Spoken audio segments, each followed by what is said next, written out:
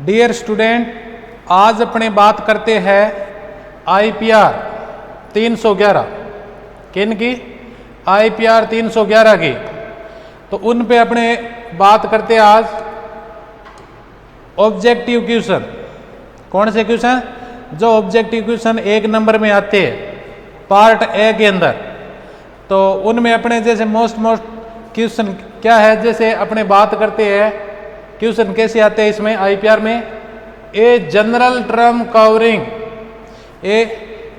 Term covering patent, copyright, trademark, industrial design, geographical indication and protection of new plant variety is said to be. ये patent, copyright, trademark, industrial design, geographical indication, ये सभी किसके अंदर आते हैं?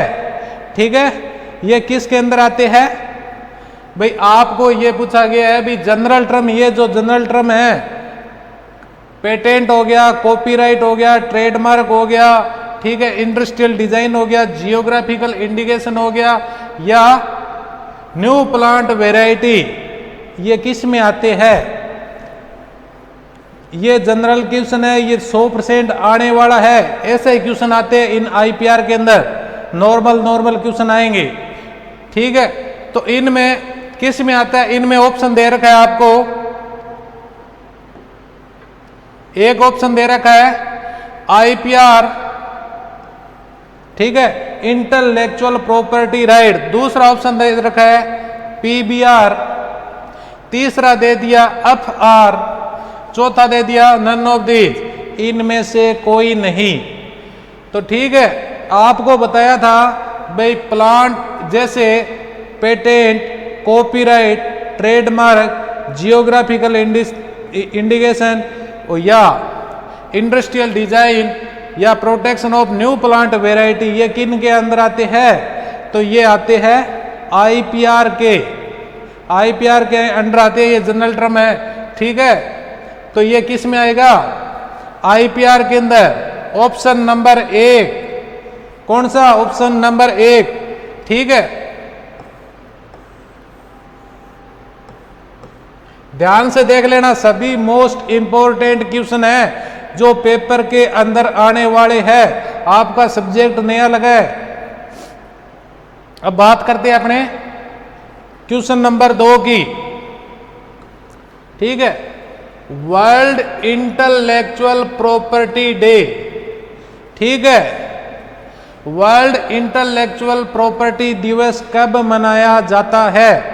ठीक है, वर्ल्ड इंटेलेक्चुअल प्रॉपर्टी दिवस कब मनाया जाता है, सेलिब्रेट कब किया जाता है? तो आपको 4 ऑप्शन दिए गए हैं। पहला ऑप्शन दे दिया एवरी ईयर अप्रैल 23।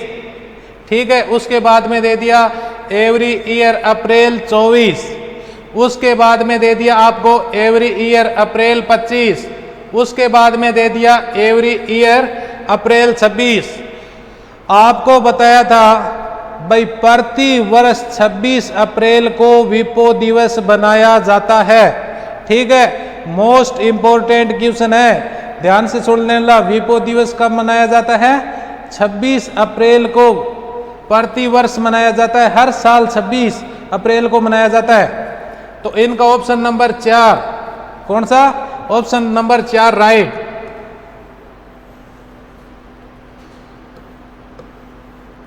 उसके बाद अपने बात करें तो उसके अंदर बात करें अपने World Intellectual Property Organization was established in. ठीक है, विश्व बौद्धिक संगठन, अपने विश्व बौद्धिक संपदा संगठन कब अपने उनकी स्थापना कब हुई थी? विपो की स्थापना कब हुई थी? ठीक है, आप इनको अगर आ जाए वर्ल्ड इंटेलेक्चुअल प्रॉपर्टी ऑर्गेनाइजेशन, उनको आप शॉर्ट में लिख लेना WIPO। ठीक है, विपो। ठीक है, तो वर्ल्ड विपो की फुल फॉर्म भी आ सकती है वर्ल्ड इंटेलेक्चुअल प्रॉपर्टी ऑर्गेनाइजेशन। ठीक है। उनके बाद विपो की एस्टेब्लिश्ड का मतलब है उनकी स्थापना कब हुई थी। उनकी स्थापना, उनमें 4 ऑप्शन दिए गए, आपको बता देता हूं। 14 मार्च 1969 69। उनके बाद में 14 जुलाई 1967 67। उनके बाद में 14 अगस्त 1965। उनके बाद में ऑप्शन दे दिया 14 अक्टूबर 1960। विपो की स्थापना आपको बताई थी, आपने याद नहीं की, ठीक है। आप इनको याद करके रखना, कब करवाया था। विपो की स्थापना है 14 जुलाई 1967, ठीक है। ऑप्शन नंबर 2 कौन सा, ऑप्शन नंबर 2 राइट। उनके बाद अपने बात करते हैं भाई हेडक्वार्टर ऑफ, हेडक्वार्टर को क्या बोलते हैं, मुख्यालय, ठीक है। Headquarter of World Intellectual Property Organization is located as, कहां पर स्थित है, ठीक है। विपो का जो मुख्यालय कहां पर स्थित है, ठीक है। ये इंपॉर्टेंट भी क्वेश्चन है, ऐसे ही क्वेश्चन आएंगे आपको। उनमें दे दिया रोम इटली, ठीक है। आपने नहीं पढ़ा तो ऐसे लगेगा कोई इटली में होगा। उसके बाद में ब्रेन स्विट्जरलैंड, ठीक है भाई, स्विट्जरलैंड के अंदर है क्या। उनके बाद में ब्रेलिन जर्मनी, आपसे कहता है भी जर्मनी में है क्या, तो उसके बाद में कहता है जेनेवा स्विट्जरलैंड, तो किन का ऑप्शन सही होगा, 4 नंबर ऑप्शन जेनेवा स्विट्जरलैंड, तो ऑप्शन नंबर 4 राइट है। तो विपो का हेडक्वार्टर कहां पे है, जिनेवा स्विट्जरलैंड में, ठीक है। ऑप्शन नंबर 4 ये राइट है, याद कर लेना अच्छी तरह से, इंपॉर्टेंट क्वेश्चन है ये सभी। उनके बाद अपने बात करें तो विपो फुल फॉर्म क्या है विपो की, तो विपो की क्या है, world Intellectual Property organisation.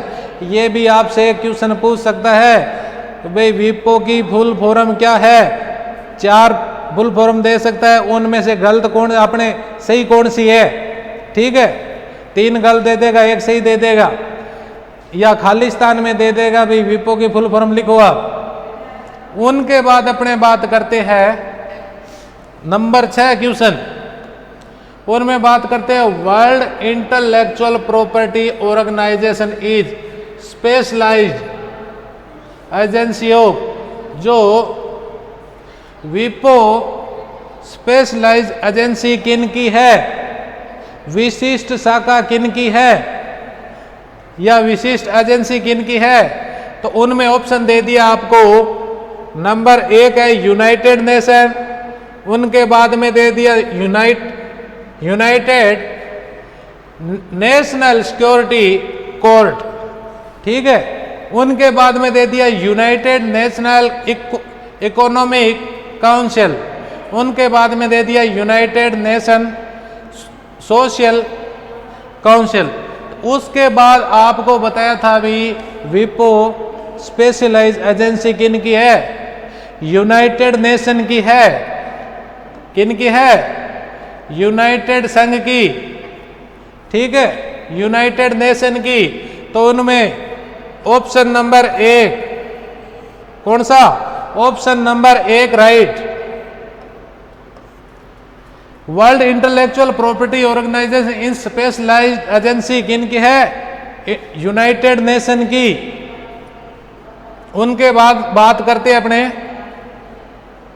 Brain convention was first established in, जो ब्रेन सम्मेलन हुआ था वो सबसे पहले सर्वप्रथम स्थापित कहां हुआ था, या कौन से ईयर में स्थापित हुआ था, तो उनमें आपको ईयर दिए हुए 1985, 1986, 1995, 1996, ठीक है। तो आपको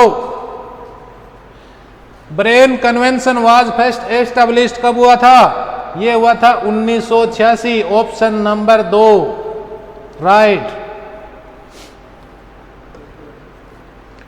उसके बाद अपने बात करते हैं symbol of Maharaja of air India is, जो महाराजा एयर इंडिया का सिंबल है, ठीक है, वो किन के अंदर आता है? सिंबल किन के अंदर आता है? सिंबल लगा होता है ना, आपको सिंबल बताया था, ठीक है। तो कॉपीराइट दे दिया,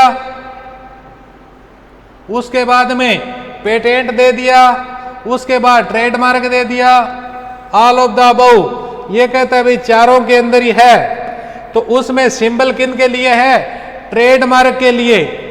सिंबल, सिंबल कोई भी सिंबल है, जैसे अपने एप्पल का हो गया, चाहे कोई और है, तो सिंबल किन के लिए? ट्रेडमार्क के लिए। किन के? ऑप्शन नंबर 3 राइट होगा। ये क्वेश्चन पिछली बार एग्जाम में आया हुआ भी था, सेम डिटो। उसमें पूछा था symbol of Maharaja of air India, तो उसमें क्या आएगा? Trademark, option number 3। अब बात करते हैं in India the literary work is protected until, मतलब जो लिटरेरी वर्क है वो कितने टाइम के लिए होता है भारत के अंदर, ठीक है। साहित्य जो अपने लिखा है तो वो कितने टाइम के लिए, उनमें ऑप्शन दिया है लाइफ टाइम ऑथर, भाई लेखक के लाइफ टाइम के लिए, या 25 year after the death of author, भाई लेखक की 25 साल, मृत्यु के 25 साल बाद तक। उनके बाद ऑप्शन नंबर 4 है, तीसरा है 40 year after the death of author, लेखक की मृत्यु के 40 साल तक, 40 साल उनके उपरांत, ठीक है। उनके बाद ऑप्शन नंबर दिया है 4 आपको 60 ईयर, 60 साल after the death of author, ठीक है। भाई लेखक की मृत्यु के उपरांत, मृत्यु के बाद 60 साल तक जो भी लिटरेरी वर्क है जो 1957 के तहत, ठीक है, तो वो कितना है? उनमें 60 साल तक है। अगर लेखक की मृत्यु हो जाती है उनको रॉयल्टी मिलती है, ठीक है, तो वो कितने साल? एक तो हो गया लाइफ टाइम, उनके मृत्यु के 60 साल बाद तक क्या है उनको रॉयल्टी आती रहती है। उनको क्या है फिर? ऑप्शन नंबर 4 सही होगा। इसमें क्या है? उसमें 60 year after the death of author. अब अपने बात करते हैं which of the flowing type of patent is valid only for a period of 14 year, 14 साल के लिए। 14 साल के लिए तो पेटेंट है वो किसके लिए दिया जाता है? पहला दे दिया design patent. Which of the following type of patent is valid only 14 year. कितना है? टाइम अवधि कितनी है? 14। 14 साल की अवधि किसके अंदर आता है? उसमें दे रखा है डिजाइन पेटेंट, यूटिलिटी पेटेंट, ठीक है, प्रोसेस पेटेंट और बिजनेस मेथड पेटेंट, ठीक है। तो ये आपके लिए क्या है? नया क्वेश्चन है, आपके लिए तो सभी नए क्वेश्चन है। तो इसमें 14 ईयर के लिए अगर पेटेंट की बात करें तो टाइम पीरियड होता है वो डिजाइन पेटेंट का होता है, तो ऑप्शन नंबर 1 राइट होगा। वैसे पेटेंट की अवधि कितनी होती है? पेटेंट की अवधि 20 वर्ष की होती है। अब अपने बात करते हैं a company logo. Company logo would be an example of a, company का लोगो होता है, ठीक है, वो किसके अंतर्गत आता है? पहला ऑप्शन दे दिया ट्रेडमार्क, उसके बाद ट्रेड सीक्रेट, उसके बाद पेटेंट, उसके बाद कॉपीराइट। लोगो लगा होता है तो उनको अपने किस में लेते हैं? तो लोगो लगा है या सिंबल है तो उसको अपने किस में लेते हैं? ट्रेडमार्क के अंदर लेते हैं, ठीक है। तो इनमें जो भी कंपनी का लोगो हो चाहे किसी का ही हो वो ट्रेडमार्क के अंतर्गत आता है, तो ऑप्शन नंबर अपना 1 राइट होगा। उनके बाद में बात करते हैं the term of patent, the term of patent, year, date of, ठीक है। उनके बाद में यहां अपने को क्या दे दिया, खाली स्थान दे दिया भाई पेटेंट का टर्म, द पेटेंट टर्म है वो कितने साल के लिए है, तो आपको पेटेंट बताया है वो 20 वर्ष के लिए होता है।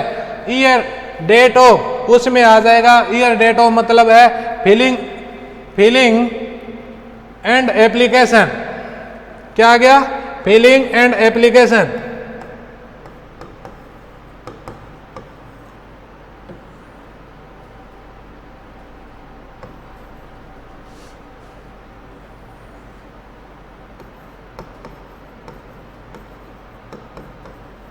Filling and application. उसके बाद में आपको एक क्वेश्चन बताता हूं मैं, 1 जनवरी 1978 के बाद, पहले 1 जनवरी 1978 के बाद बनाए गए कार्यों के लिए, जो भी कार्य किए बनाए गए कार्यों के लिए कॉपीराइट संरक्षण, प्रोटेक्शन, ठीक है, लेखक के जीवन काल के लिए रहता है। जो भी अपने कॉपीराइट है वो जीवन काल के तो लिए रहता ही रहता है। उनके बाद में, उनके मृत्यु के बाद 70 वर्ष तक अतिरिक्त रहता है। ये अपने 1 जनवरी 1978 की बात कर रहा है, ठीक है। तो उनमें क्या है, अगर 1 जनवरी 1978 के बाद बनाए गए कार्यों के लिए कॉपीराइट प्रोटेक्शन लेखक के जीवन काल के लिए रहता है और मृत्यु के उपरांत, मृत्यु के बाद 70 साल तक क्या उनको रॉयल्टी आती है, घर पे पैसे आते हैं, ठीक है। तो ये क्या है, 70 साल आ जाए, अगर ऑप्शन में 70 वर्ष करना होगा तो वो किसके अकॉर्डिंग करना होगा, 1 जनवरी 1978 के बाद, ठीक है। ऑप्शन में आए 1 जनवरी 1978 के बाद में, तो उसमें अपने कितने टाइम पीरियड के लिए होता है, तो मृत्यु के बाद में 70 वर्ष तक मिलता है रॉयल्टी। ये कॉपीराइट एक्ट 1957, कौन सा, कॉपीराइट 1957 के तहत लेखक का जीवन काल तथा कलात्मक साहित्य, ड्रामेटिक तथा गायन संबंधी मूल ओरिजिनल कार्यों के लिए, अगर बात करें अपने पहले कॉपीराइट एक्ट 1957 की, ठीक है, कॉपीराइट 1957 के तहत अपने बात करें तो उनमें आएगा 60 वर्ष। क्यों आएगा, पहले 60 वर्ष तक क्या था, रॉयल्टी मिलती थी। 1 जनवरी 1978 के बाद में उनका क्या है, टाइम पीरियड और बढ़ा दिया 10 साल, ठीक है। 60 से कितना कर दिया था, 70 कर दिया था, ठीक है।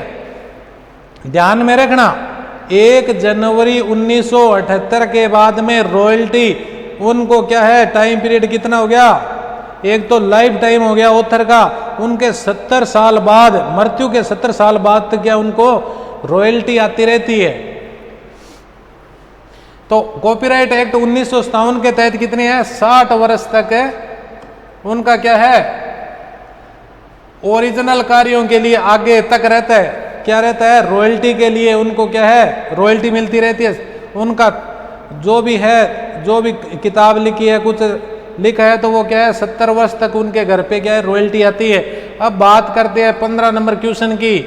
15 नंबर क्वेश्चन में क्या है भाई, उनमें बोला है भाई गेट की फुल फॉर्म क्या है, गेट की फुल फॉर्म क्या है, तो जनरल एग्रीमेंट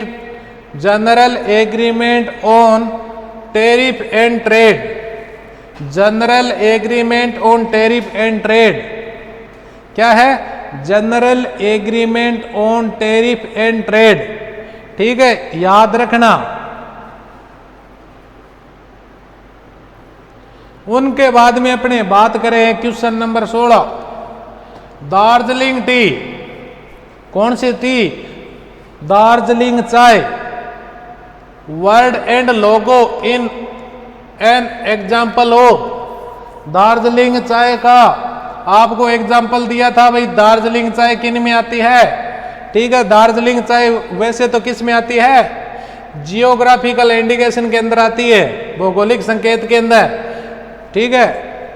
तो अपने इनमें 4 ऑप्शन दे रखा है, उनमें ऑप्शन कौन कौन सी है, एक तो ट्रेडमार्क दे रखा है, दूसरा दे दिया ट्रेड सीक्रेट के अंदर आपको बताई थी कोई भी गोपनीय सूचना ट्रेड सीक्रेट के अंदर की जाती है, जैसे कोई कुक फॉर्मूला हो गया और है, ठीक है। पेटेंट की आपको बताई दिया, कोई नया इनोवेशन मतलब नया आविष्कार वो पेटेंट का होता है, नन ऑफ दीज, इनमें से कोई नहीं, ठीक है। तो आपको दार्जिलिंग चाय है तो उनको आपको वर्ल्ड एंड लोगो किस में रखा जाएगा, ट्रेडमार्क में रखा जाएगा, ऑप्शन नंबर 1, ठीक है। क्वेश्चन तो आपने देख लिया भाई, जीआई तो यहाँ पे आए ही नहीं, तो ये क्या है, ट्रेडमार्क के अंतर्गत आएगा, ठीक है। ऑप्शन नंबर 1, कंफ्यूज मत होना। अब बात करते हैं बीकानेरी भुजिया, कौन से, बीकानेरी भुजिया इज एन एग्जाम्पल ऑफ, वो किन में आएगा, उनमें ऑप्शन नंबर 1 ट्रेडमार्क, दूसरा दे दिया ट्रेड सीक्रेट, तीसरा दे दिया पेटेंट, चौथा दे दिया नन ऑफ दीज। भाई ट्रेडमार्क के अंदर आएगा या ट्रेड सीक्रेट के अंदर आएगा या पेटेंट के अंदर आएगा। बीकानेरी भुजिया है तो लोगो किसके अंदर आता है, तो लोगो आता है अपने ट्रेडमार्क के अंदर गए, ठीक है, ध्यान रखना। Option number 1 right.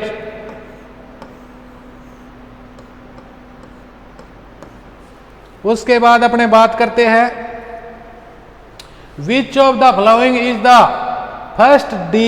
First GI tag, कौन सा, geographical indication tagged in India during 2004-5, भाई सन 2004-5 के अंदर, ठीक है, जीआई टैग किसको मिला था, उनमें आपको ऑप्शन दे देता हूं, दार्जिलिंग चाय, नैनीताल चाय, बोथ ए एंड बी या नन ऑफ दीज, या इनमें से कोई नहीं।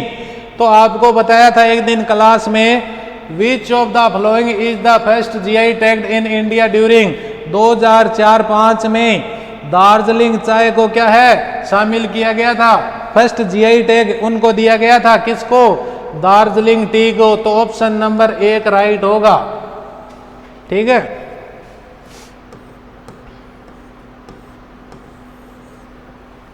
अब अपने बात करते हैं प्लांट वेराइटीज, किन की, अगर प्लांट वेराइटी का क्वेश्चन आ जाता है तो आपको बता देता हूं, नोटिफाइड वेराइटी किसको बोलते हैं, नोटिफाइड वेराइटी के लिए, नोटिफाइड वेराइटी के लिए 15 वर्ष के टाइम पीरियड के लिए उनको क्या है दिया जाता है, जैसे पेटेंट 20 वर्ष के लिए जाता है, अगर अपने नई वेराइटी निकालते हैं तो अपने को कितने साल के लिए उनका टाइम पीरियड देते हैं, तो नोटिफाइड वेराइटी उसको बोलते हैं अधिसूचित किस्में, ठीक है। हिंदी में क्या बोलते हैं, अधिसूचित किस्में, या जो अपने रिसर्च के द्वारा निकाली जाती किस्में है ना, जो रिसर्च, तो वो आती है नोटिफाइड के अंदर, ठीक है। नोटिफाइड वेराइटी के लिए कितना टाइम पीरियड होता है, 15 वर्ष। वो कैसे, बीज अधिनियम 1966 की धारा, बीज अधिनियम 1966 की धारा 5 के तहत, धारा 5 के तहत अधिसूचित की डेट से 15 ईयर तक क्या दिया जाता है, उनको टाइम भी दिया जाता है, आप इतने टाइम तक बेच सकते हो, आपका अधिकार है, ठीक है, अधिकार दिया जाता है। अगर क्वेश्चन दूसरा ऐसा आ जाए, ट्री एंड विंस, ट्री का मतलब हो गया पेड़, विंस का मतलब हो गया लता, लता किसको बोलते हैं, जैसे अंगूर की बेल है तो विंस के अंदर कौन सा आ गया, अंगूर की बेल, उनको विंस बोलते हैं। ट्री एंड विंस के लिए कितने टाइम के लिए अपने अधिकार मिलता है, तो 18 वर्ष तक अपने को अधिकार मिलता है। अगर अपने ट्री एंड विंस के लिए कोई काम करते हैं तो अपने को 18 वर्ष का है। अगर अपने नोटिफाइड वेराइटी निकाली है, अधिसूचित किस्म निकाली है, तो उनमें बीज अधिनियम 1966 की धारा 5 के तहत अपने को 15 ईयर के लिए क्या है, अधिकार मिलता है बेचने का, ठीक है। अब अपने बात करती है PPV and FR act 2001 PPV and FR की फुल फॉर्म आ जाए तो क्या लिखोगे? Protection of plant varieties and farmer right act 2001। ये एक्ट तो है नहीं, आगे है एक्ट तो, लेकिन PPV एंड FR पूछ ले तो आपको protection of plant variety and farmer right. अपने क्वेश्चन कितने हो गए? 20। अब अपने बात करें क्वेश्चन नंबर 21 की करें तो कौन सा? WTO है ना अपने? हाँ, WTO की स्थापना कब हुई थी? WTO की स्थापना हुई थी 1 जनवरी 1995। ठीक है, WTO की स्थापना कब हुई थी? 1 जनवरी 1995। तो आपको आज मोस्ट इंपोर्टेंट क्वेश्चन कराए गए हैं, सभी मोस्ट इंपोर्टेंट है, उनको ध्यान से पढ़ लेना। ठीक है, आज के लिए इतना काफी है। जितने भी क्वेश्चन कराए हैं उनका क्या आप रिवीजन कर लेना। धन्यवाद।